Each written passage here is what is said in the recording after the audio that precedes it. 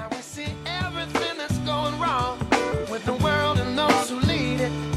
We just feel like we don't Welcome to Young have Turks. to rise above and be Big show for you today. Loaded. Look at this. Okay. This is all we got to get to? Yeah, not going to happen. Okay. But I'll tell you what, man. I literally stayed up all night reading both sides of the healthcare debate. I read Kevin Drum and Ezra Klein and Jonathan Alter and Bill Clinton and Paul Krugman on the side of let's keep the bill. Okay. It's not so bad. We can live with it. We got to pass it. And then I went and read, all the other guys, David Dayen, Jane Hampshire, R.J. Eskow, who's going to be on the show today, and the list goes on and on. I read both sides. I'm about 55-45 right now.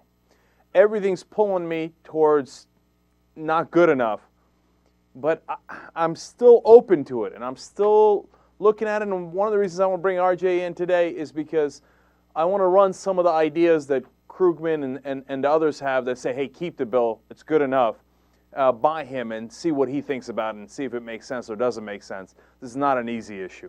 Now, I got a lot to say about that. I'm going to do that in just a second. But I like to start the show with fun sometimes. And there ain't nothing more fun than what Al Franken did to Joe Lieberman today. So Joe Lieberman is on the floor of the Senate giving a speech, and Al Franken is the chair at the moment because senators rotate being the chair. And Lieberman's 10 minutes are up. He's going to request more time. Let's see how it works out for him. Then we'll get John McCain's reaction, too. An opportunity for broad savings in health care and health insurance for pretty much everybody in our country. The senator has spoken for 10 minutes. I wonder if I could ask unanimous consent for just an additional moment. In my capacity as senator from Minnesota, I object. Really? Oh, okay. Oh, Don't take it personally. Good. I will ask unanimous consent that the remainder of my remarks be included in the records if read. Without objection. I thank the chair. The senator from Arizona. Mr. President, I ask unanimous consent that the senator from Rhode Island be recognized for 10 minutes, and the senator followed by the senator from Michigan, the distinguished chairman of the Armed Services Committee who will be speaking on the bill, and that I be recognized to follow that. This is regular stuff. McCain's getting worked up 10 now. minutes each. Is that for 10 minutes each? I understand that the... Yeah, I do, but I just saw, I've been around here 20-some years. First time I've ever seen a member denied an extra minute or two to finish his remarks. And I must say that I don't know what's happening here in this body, but I think it's wrong. And so I said it's fine with me that it be 10 minutes, but I'll tell you, I've never seen a member denied an extra minute or so as the chair just did. If the senator would yield for that, and I don't object to the unanimous consent request on that condition, I think that the same thing did occur earlier this afternoon for reasons which have to do with trying to get this bill going. But in any I event, just haven't seen it before myself, and I don't like it, and I think it harms the comity of the Senate not to allow one of our members at least a minute. I'm sure that time is urgent here, but I doubt if it would be that urgent. Look, here's why I love this, okay?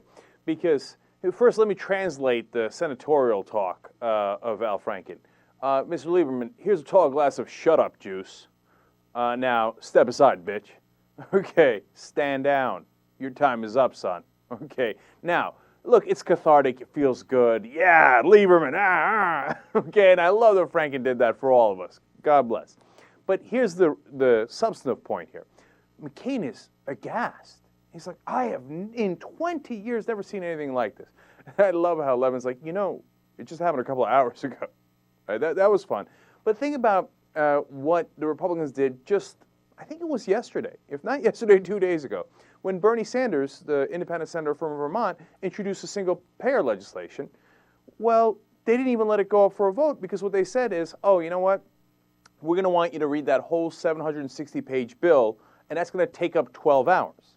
See, they're going longer and longer, whether it's 11 minutes that Lieberman wants to go, and who knows if it would have been a minute or 5 minutes, whether it's all the Republicans who are going longer on purpose, or whether it's them reading a 12-hour bill. It would have taken 12 hours to read that bill. The whole point is to delay the process. So Frank is not just doing it out of spite. He's doing it because that's your tactic, and we're trying to move this thing along. And then McCain with the outrage, comedy, meaning, I can't believe that we don't have mutual respect for each other. Well, where the hell was your respect for Bernie Sanders the other day when his bill came up and you squashed it by making people read it for 12 hours? Well, I've never seen anything like this in the Senate, except for every single time that we do it. Oh, please. One last thing. Do you know that when the Republicans were in charge back during the Bush era, Democrats were having a meeting. They wanted to have a meeting, minority group. Two different occasions. Once, they put them in the basement. They wouldn't give them any real room to use in Congress. They made them hold a meeting in the basement, okay? Comedy. I've never seen a lack of respect like this for the other side, except for when we put them in the effing basement, right, and shut off the lights. Now, that's story number two. In one case, literally, not the lights, but the mic. Okay, I believe this was on the House side. They're speaking, Democrats speaking, and the chair at that time is a Republican because they're in the majority. They're like, yeah, turn off his mic. He's done. And the guy's like, what? No. I've never seen anything like this. Well, look harder. Because it happened all the time when you guys were in charge, and even when you're not in charge. You do it as a minority. So please spare me the fake outrage. And Al Franken, nicely done. You go get him. All right, so now, let's get to the substance. Let's get to hardcore healthcare. So, as I told you, I read all the guys on the side of saying, hey, let's keep the healthcare bill, let's vote for it, even though, we feel pain by it, we didn't get what we wanted, it sucks, God, it's painful, but it's still good enough. And then there's the other side that says, no, in the end, it doesn't really fix the system, we've got to vote no. And the leader of that side is Howard Dean. Now, first I should note that I'm partly biased towards the rebels, right, and not the establishment. I'm keeping it real. But it's so important. We're not going to make decisions based on, I kind of like being a rebel. That's ridiculous. So you read both sides, and you try to get the points that they're making, policy points they're making, and see which comes out ahead. And it's close in this case. It really is. It's not a black and white issue. So it's really important to get into the nitty-gritty. Now, the part that bothers me, though, is how the establishment side, for lack of a better word, and that Bill Clinton, but Paul Krugman's on that side, Ezra Klein, Kevin Drum, real progressives are on that side, Matt Iglesias. And so, and I respect their opinions, and I haven't seen anyone from the Kill the Bill side saying, oh, they're bad, they're evil, they're sellouts, etc. Now, is Lieberman and Nelson sellouts? Yes, they get paid to try to kill the bill and slow it down, etc. But are the people who think, hey, we should pass the bill anyway sellouts? No. They're making an earnest judgment call on how they think this thing plays out policy-wise. But the part that bothers me is that they then come and say, oh, don't be petulant. You child. Look at these Howard Dean rabble-rousers and all the progressive bloggers who are against it. No, wait a minute. You can't do that. I mean, you know what? It smells like Iraq around here. I mean, it's the same sense I got in Iraq, where the serious people are obviously all in favor of invasion. Who are these petulant, tantrum-throwing, irrelevant, non-serious people who are objecting with they didn't attack us? So, and that doesn't help their cause, man. It doesn't, because then I begin to think, okay, wait, do you have a good argument, or you're just going to attack these people with the usual establishment nonsense? Because we got to get to the substance of the argument. So that was a little bit of a strike against them, but I moved beyond that anyway. So let's look at the arguments that they're making on that side. Okay, the side that's saying let's pass the bill anyway. They're saying, look, there is a provision in the bill. Jay Rockefeller makes this point that they have to spend. The insurance companies have to spend 90% of their the premiums that they get on healthcare, which was not the case before. That's interesting, and that's somewhat persuasive. Okay, because if that's the case, well, then all of that doesn't go to overhead, profits, et cetera, et cetera. But then R.J. Eskow turns around and makes a great point on the opposite side. He says, look, they say, oh, we're going to cap their profits, and they can only make X amount. But you know what the trick that the health insurance industry does, and R.J. knows this because he works as a consultant in the industry. He says they take all the healthcare costs and they make it as if it's part of their budget. Now, why is that relevant? Because if your overall costs are, for paper and desks and rent and office and employees, et cetera, is let's say $10 million, and you make $10 million, well then, wow, you're making 100% profit, and that looks terrible, right? But if you say, oh, no, my expenses aren't that $10 million that I actually have. It's all the premiums that all the health insurance that I'm paying out. So it's your cancer treatment, it's your treatment for when you had a heart attack, et cetera.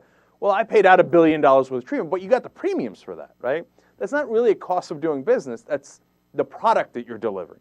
But if you include that $1 billion, then they say, oh my God, I'm only making $10 million. When I'm paying out $1 billion, you see the percentage of my profit is tiny. That's a really important accounting trick.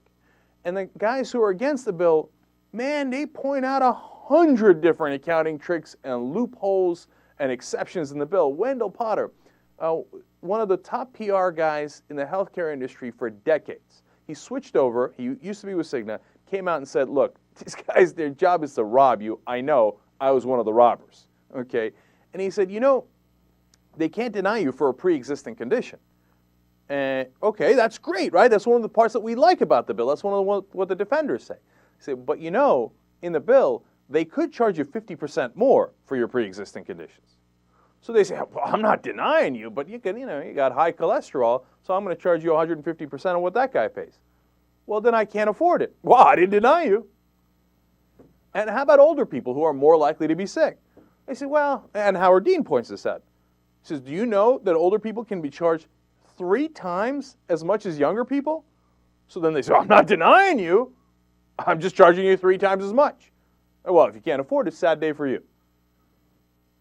But then wait a minute, then it's not universal coverage. On the other hand, the guys that are in favor of it, and look, you see, I'm going back and forth all day, all night long, and they say, well, look, you got basically, Nate Silver makes this point the best, $900 million worth of subsidies to take care of people who can't afford it, who are getting charged more, who are 250% below the 250% above the poverty line in some cases. The numbers vary depending on the families, et cetera, et cetera. So those are giant subsidies, and they're like, where are you going to get those subsidies otherwise? You got to take that and run. Don't take, don't don't take yes for. It's like we're not taking yes for an answer. Is the point that Jonathan Alter makes, right? So there are definitely some good parts of the bill, but then in the end, and I'm not at the end, right? And there are 20 more of these, right? But right now, the thing that I can't get beyond is it doesn't change the system, right? The bill doesn't. Because, like, for example, the financial reforms in the House, God, they got gigantic loopholes in them, right? And they're much, much, much weaker than what I would do. But at least it sets up a system that you can strengthen. Because that is the number one argument that the healthcare guys that are in favor of the bill say. We'll call them the pro guys, and the ones who want to kill the bill, the con guys, right? So the pro guys say, look, if you set up the foundation, then you can build on it. But if you don't pass any bill, you can't build on it. That's their best argument, right? And Kevin Drum talks about, let me give you the numbers here, and he's from Mother Jones. And he says, look, we tried this in 1936, it didn't happen, and then we didn't come back till 1949, 13 years later. Tried it in 49, didn't happen, we didn't come back till 1974. It didn't happen, we didn't come back till 1995. It didn't happen, and we just got back to it. So it takes forever to get back to these things, and every time we came back to do healthcare reform again, the new proposal was weaker. So that's a very good point on their side. But I'm worried that we're not really doing healthcare reform, that we're not on that road. So to come back to that House financial reform point I was making, at least they get on the road there. I don't like the result, but I'm willing to say, yeah, okay, I'll vote yes on that, and then I'll look to improve it. And then you've got a foundation. You're on the right path. Mixing analogies here. You got a house and you got a car, apparently. Okay, but you're going down the right road, at least, and then we can make it stronger and stronger. So now, when you come to healthcare reform, well, you leave the private insurance intact. You have no non-private insurance as competition. and you mandate that we have to buy it from them. You have some checks on rising premiums, but honestly not much, and that is the weakest part of the pro argument, okay? And so they can keep charging you higher premiums. Then you think, how did we change the system? We didn't. We just created kind of healthcare welfare on top of it. We said, okay, look, the system exists as it is, but we won't let them do X, Y, and Z, plus we'll throw in $900 billion worth of subsidies. I get it, but for people who've been watching the show a long time, I'm secretly a moderate, okay? So maybe for liberals, they think, oh, $900 billion worth of subsidies to the poor. And God bless them for getting excited about that. I'd rather change the system than throw $900 billion at it, because that's going to run out at some point. And then when you go back for more, if you haven't really helped everybody across the board, it's not going to work in the long term. So I don't see it as being on the right road. I don't see it as the foundation that we can build on. It's possible that it's the wrong road, and that road runs into not just policy disaster, but political disaster. And finally on this point, and then we'll come back and show you some of the videos of arguments on both sides. I had one of our listeners email me today, actually, and said, look, Cenk, I really appreciate that you're diving into this and trying to figure it out like your passionate citizen. God bless her for saying that. Now, but here comes the interesting part. She was in the hospital because her husband had a condition. I don't want to get too much into the details, right? But it's life-threatening, and so, of course, they're very, very worried. Now, luckily, they have private insurance, right? So she feels like, all right, well, at least we're covered to some degree. Imagine if we didn't have private insurance. God, what a mess that would be, right? But every once in a while, the insurance company sends a bill saying, we're covering this, but we're not covering that. We're covering this, but we're not covering that. And you don't know if they're going to cover it or if they're not going to cover it. And if they don't cover it, I mean, you got to do it, otherwise he's going to die. Then you have all those bills, and then there's some chance you get bankrupt. And a lot of families do get bankrupt. And you're at their mercy. I mean, we're like shocked rats in like the Skinner psychological experiment. And Seligman's learned helplessness. You're like, oh, and you're like, and you don't know. And you constantly have this worry of your fate is at the mercy of these companies who don't want to provide the coverage because they save money if they don't provide the coverage. And this bill doesn't change that system. That's the problem. Look, I've got an alternative that hopefully we'll get to in this show. Medicare buy-in for everyone. I mean, it's my alternative, so obviously we'll get to it, right? I wrote about it on the website on theyoungturks.com, but I'll explain it a little bit more later. But the good thing about that is, if it's a public option or it's Medicare, if you buy it, you've got peace of mind. They're not going to deny you. If there are, if you're going to do plastic surgery, et cetera, of course there's some regulations, as private insurance has in, by the boatload. But when you get sick, they're going to cover you. That's invaluable. And that's why people love Medicare. They can't wait to get to 65 to get to Medicare. If we don't change the system and we don't have that in this reform, then I'm afraid right now I'm leaning towards Howard Dean. I'm not sure this is healthcare reform. And that's the problem. Young Turks. All right, back on the Young Turks. Now, we're going to get to the objections that the people who want to kill the bill have in just a second. But first, to give you a sense of how the other side is reacting to this. By the other side, I mean the conservatives, not the progressives who are in favor of the bill. First of all, we have Senator Ben Nelson, and he is now the 60th vote, now that Lieberman has said, yeah, maybe, probably, I'll screw around with you a little longer. But yeah, now that you give me every single thing I've asked for, I guess so, right? So that leaves Ben Nelson. So Ben Nelson thinks, well, these bitches are giving in to everything, man. His abortion amendment lost earlier, the one that was really strict, like the Stupak amendment in the House, that says basically no insurance that wants to be a part of the exchange can provide abortion coverage, thereby eliminating abortion coverage for most of the country in the insurance policies.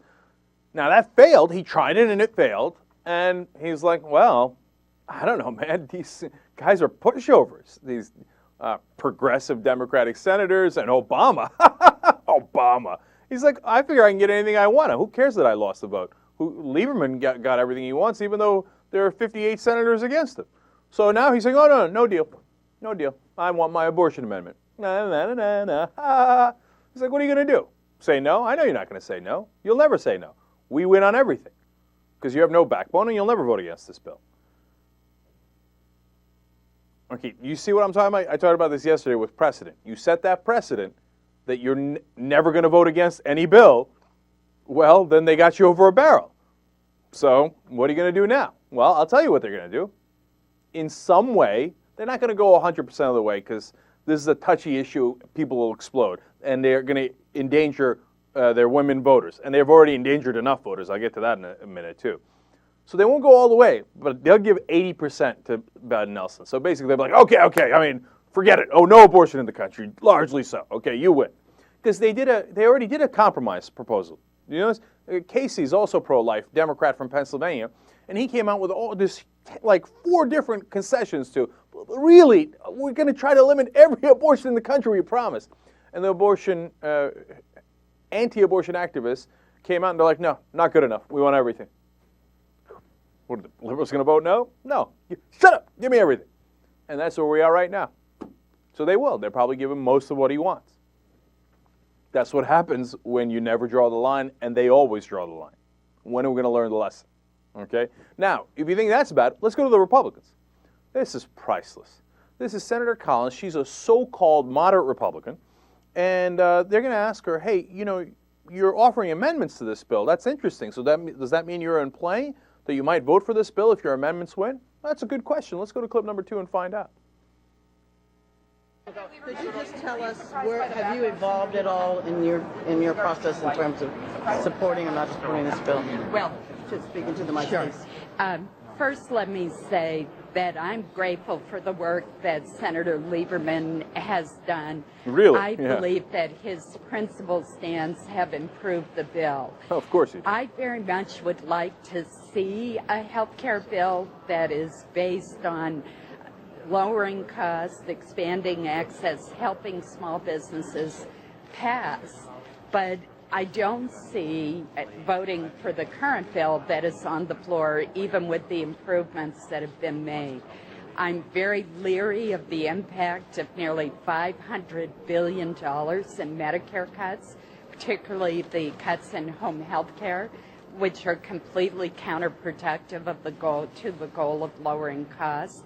This bill is getting better, but it's still too deeply flawed for me to support it. So that's part one. I got a lot of what I wanted because of Senator Lieberman. He did the Republican bidding. Collins is a Republican. You heard her. She loved what Lieberman did to the bill. Okay, are you going to vote for it? No, of course not. No. You can do anything you like. I still won't vote with it. You don't believe me? Let's go to part 2. Watch this. You had any conversations with the leadership about Senator Lieberman and Senator Wyden's proposal and your proposal to include that in the manager's amendment? I have had some conversations, but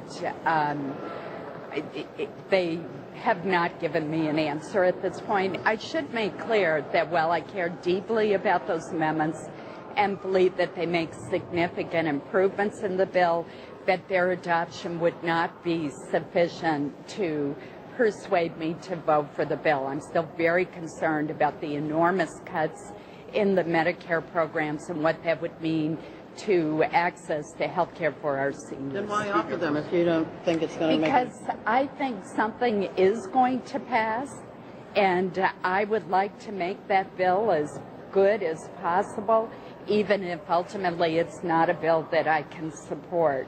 I believe that I have an obligation to try to improve the bill, not to just say no.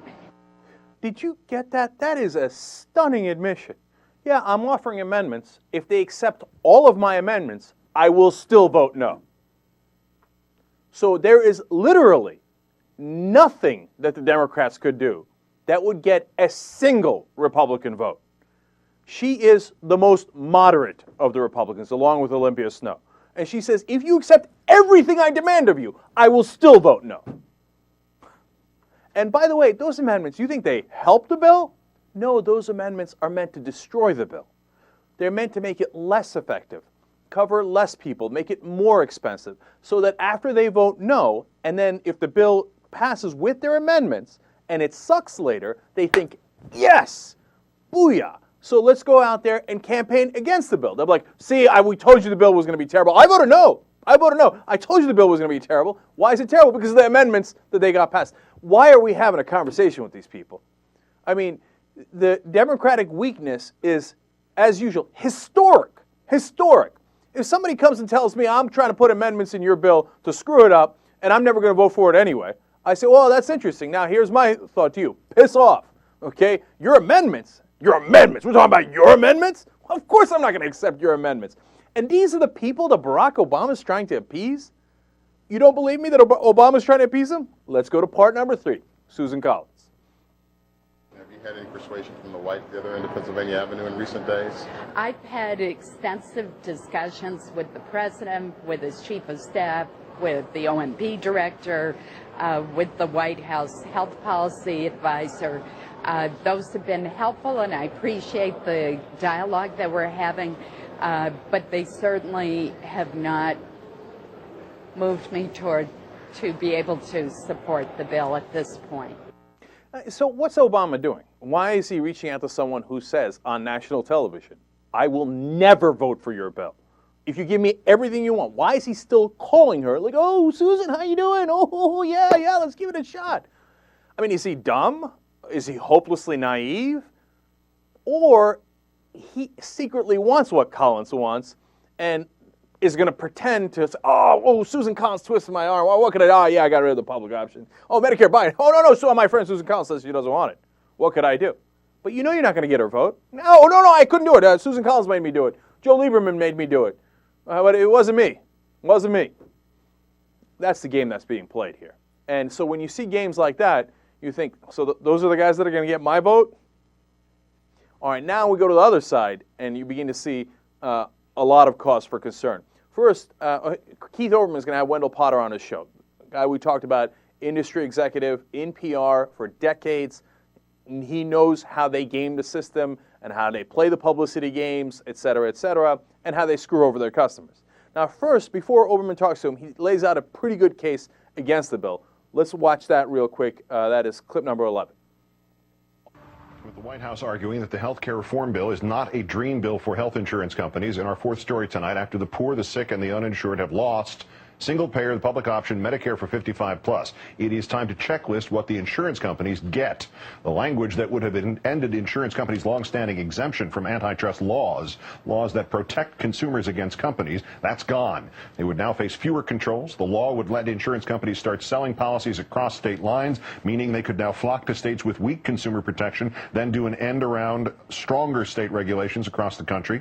They could charge people up to 4 times the premiums of young people. And remember how pre-existing conditions no longer matter? According to our next guest, the Senate bill would let insurance companies charge you more if you have high blood pressure or high cholesterol, or who knows, a high tolerance for sticker shock. The ban on annual limits is gone. And now Democrats are about to pass a law forcing you to buy this product, forcing families to hand over how much? 10%, 15% of their annual income, 17% to insurance companies who make more than that in profit. The result? American families face a de facto income tax hike that will be paid directly to the richest people in history. And then they will still have co-pays and still face bankruptcy if they max out. And for those who can't afford the new insurance company tax, the insurance companies will be paid with government subsidies, $450 billion worth over 10 years. Yet another transfer of wealth from taxpayers to insurance companies. And Howard Dean has called that transfer of wealth a bigger bailout for insurance companies than AIG. So we got a second bailout here, but this time it's even guys that might be even worse, the healthcare insurance companies that have been screwing us for decades. Why are we doing that? Now, the guy who's going to back him up is the guy, as I said, Wendell Potter, who was in the industry, one of the leaders in that industry in the PR division of Cigna for decades. Get a load of what he has to say. Generalization. Dr. Dean called this bill a bailout for the insurance industry. As it is constituted now, is it such? It certainly is. It contains everything the industry wants, and it's been stripped of things that the industry didn't like. So it absolutely is a big gift, a big bailout to the industry. What about Mr. Gibbs' argument that insurance companies would not be fighting against this bill if they liked it so much? You know, they're not stupid. They love this bill. They can certainly think of ways that they would make it even better for them by making those of us who are older pay 5 times as much for our policies. They could do a few things like that. It penalizes us even more for not buying their products. So yeah, they could fight for a bit more, but they've been fighting to shape this bill, and they've been very successful in doing that. And you have to understand, Gibbs is being incredibly disingenuous by saying, oh, well, you see that? And they wrote a blog on the White House website, too, saying, why, if this bill was so bad, why are the insurance companies fighting against it? Well, first of all, they fought against it and won. They fought against the public option. They fought against the Medicare buy-in. And how do I know they won? An insurance executive told Ben Smith of Politico, we win, in capital letters. We showed you that quote before. We win. We got everything we wanted. I mean, if you're not concerned about that, you're not paying attention. Let's do one more Wendell Potter now. He's going to tell you how they're going to get around all the so-called regulation that's supposed to help us out. Can you explain a bit of the status of caps and how much customers would pay and where the bill stands, in fact, on pre-existing conditions? Yeah, with pre-existing conditions, that would be outlawed, but the way that the insurance companies would get around that would be they would be enabled to charge people who have certain health factors, as it's called in the in this bill, up to 50% more if you've got high blood pressure or high cholesterol reading. So that is just one way to get around doing that. Plus, charging people who are older much more than people who are younger is another way, because clearly people have more medical bills as they get older. So it's just giving up one thing, knowing that they can make up the money some other way. And the other thing is they're continuing to shift more and more of the financial burden, financial cost of health care to consumers. Under this bill, middle-income people would have to pay an average of 17% of their income on health care. If someone in the family is chronically ill, then go up to 22%. So it was astonishing to me to hear the president say that the country might go bankrupt if this bill doesn't pass. What is absolutely certain is that if this bill passes in this way, many millions of people will be facing bankruptcy. The mandate to buy this insurance, everything else of significance has been pulled out of this bill, I think, everything writ large anyway, except this mandate. Would the bill be palatable? Would it be kind of small R reform if there were no mandate in here? You know, the president, when he was campaigning, said he was against this mandate because he said, why should we force people to buy a product they can't afford?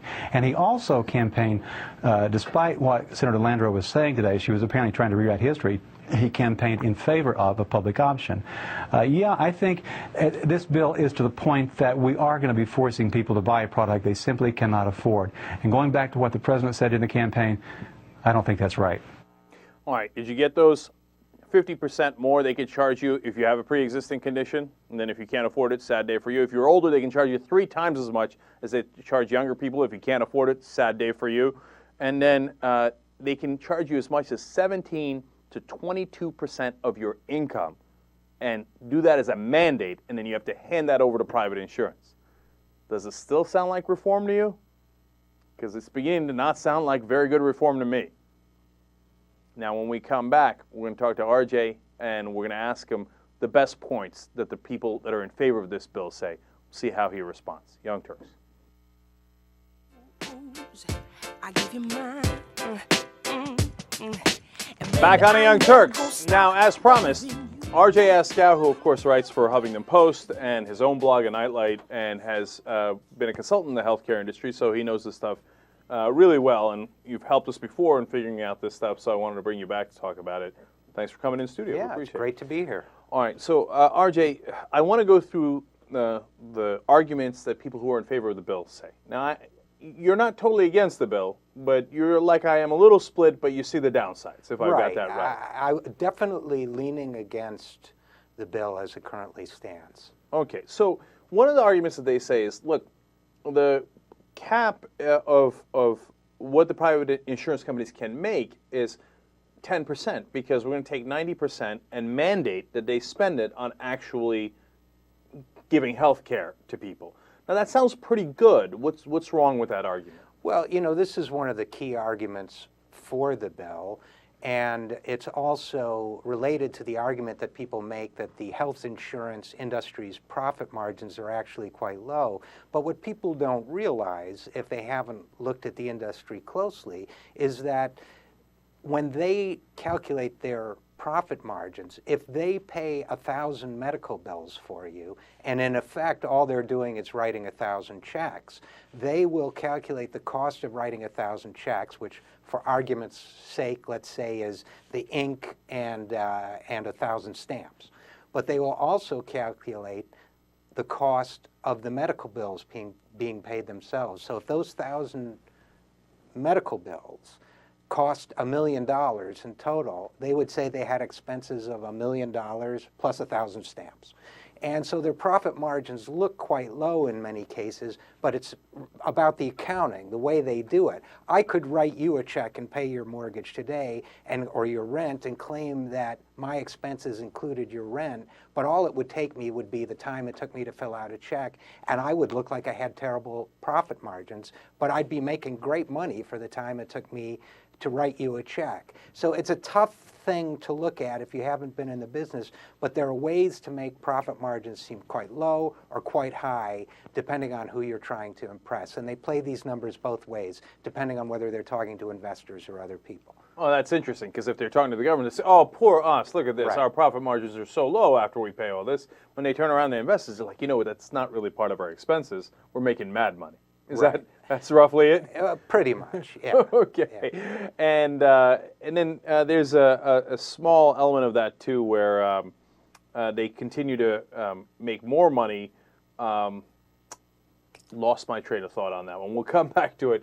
But let me move on to the second thing. Oh, no, actually. I think I know what you were driving at. It was one of the issues that I've raised in the past, which is it sounds like a good idea to say that your profits have to be limited to 10 or 15% of all the money you collect. But think about it. If I'm running a business and the only money I can collect and keep as profit is 10 cents on the dollar, what am I going to do to make more profit? I'm going to collect more dollars. Because that way, if I collect $3 instead of $2, I can have 30 cents in profit instead of 20. So it's setting up a perverse incentive, even though I appreciate the intentions behind the bill. It would be better to design it differently, and you could. And if you really want to rock some accounting excitement, we can go into how it could be designed. But essentially, the idea is this, that if you're doing that, they may very well find a way around it. And at the very least, you're not really giving them much of an incentive to control medical costs. You know, I'm really glad I lost my train of thought because I was not going there. Okay.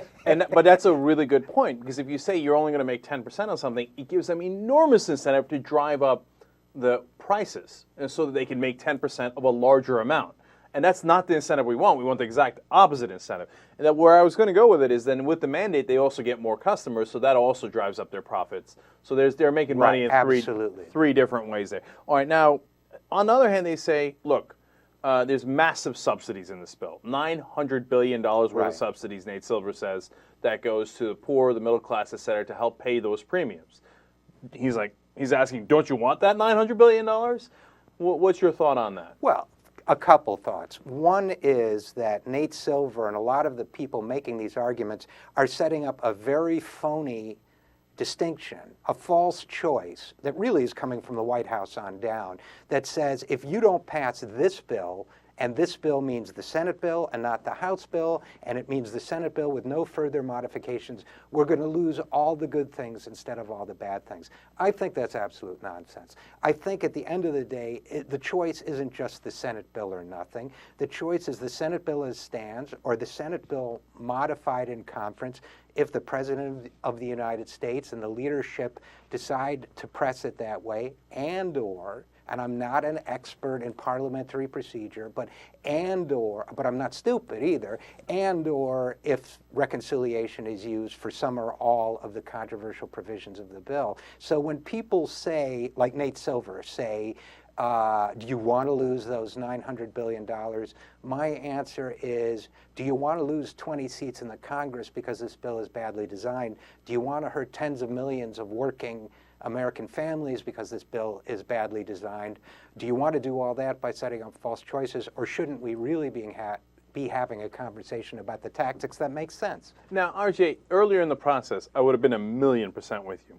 But at this point, we are getting to that breaking point where we might be at, we either get nothing or we get this. And that's why we're having this conversation. Because if you asked me earlier, hey, do you like this? I say, hell no. And I'd tell you 28 different ways to fight it, right? Now, what they're saying is, and this is maybe their best argument, is look, we've tried this before, you know, in the 1930s, 40s, 70s, 1995, et cetera, and every time we didn't pass it, they didn't come back to it a year later. They came back to it 10, 20 years later, and every time that version got worse. So if we have a no vote here and the bill goes down, well, then you're not going to get the $900 billion. You're not going to get any of the upsides. You're not going to get universal coverage, et cetera, et cetera. So what's it going to be? Well, I told you I'm still looking at this issue, first off. But secondly, again, I think that's a false choice for two reasons. One is that nobody, not Howard Dean, not anybody who's they're strongest about this issue, nobody is saying wait till next year. What they're saying is change the strategy today.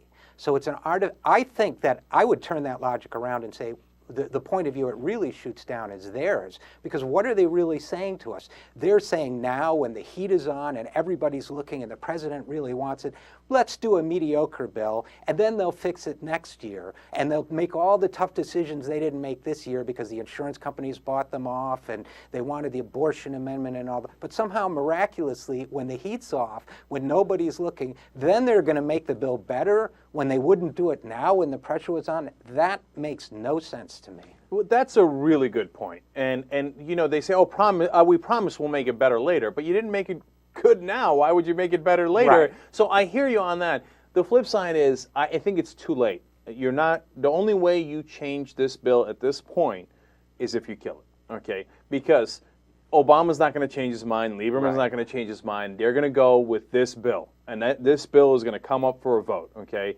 And my hope is, hey, you know what? If it does go down, that maybe Obama goes, you know what? We tried that, and it didn't work. The progressives killed it, and apparently we can't ignore the progressives forever, and maybe they had a good point, and it turns out if you look at the numbers, the American people were behind them. Why don't we try it RJ's way? Right, and I'm sure that's exactly how we'll put it. But I think that, first of all... But is that real? I'm sorry. Your scenario is possible, but it's not inevitable. Yeah, I'm saying, well, look. Harry Reid does not have to put this bill to a vote and watch it go down. He's going to. I know he will. The question in my mind, and that's so critical, is will they come back in 2010 and say, all right, now let's do it right? Or will they say, oh, we lost. We're too scared to take it up for another 7 years if Obama stays in there that long? And I don't know the answer to that. Right. There's another little rhetorical trick that goes on here, by the way, which is they say, oh, do you want to wait until next year? Well, next year is 2 weeks. That's 2 weeks from now, okay? It sounds like 12 months. But I guess I would say to you, if the Democrats were smart, and if they knew how much damage they were causing on their left flank, and if they knew how many seats they were going to lose because of the way this bill is written and the way it affects the middle class, they would put a freeze on it right now and go into heavy negotiation with the progressives in the House and with the other groups that are opposing this, the unions and the other groups that are very unhappy with some of the provisions, like the excise tax. They'd be smart and they'd do that today. What you're saying is they're not going to be smart. Well, I would say to you that there's a certain amount of brinksmanship in this, if you're looking at it from a tactical point of view, and that if you want this bill better, the thing to do now is to act 100% like you'll let everything go down. Just from a tactical point of view, the Nixon madman theory that says let it go down. I'm tired of bluffing. Okay, if I'm going to say kill the bill, I'm not bluffing. I'm saying let's kill the bill. Okay, so now whether we can is a whole different question. Right. We're out of time in this segment, but can you stay one more segment with us? Absolutely. Okay, let's do part two because there's some details that I really want to run by you, which are very critical. So come right back, Young Turks.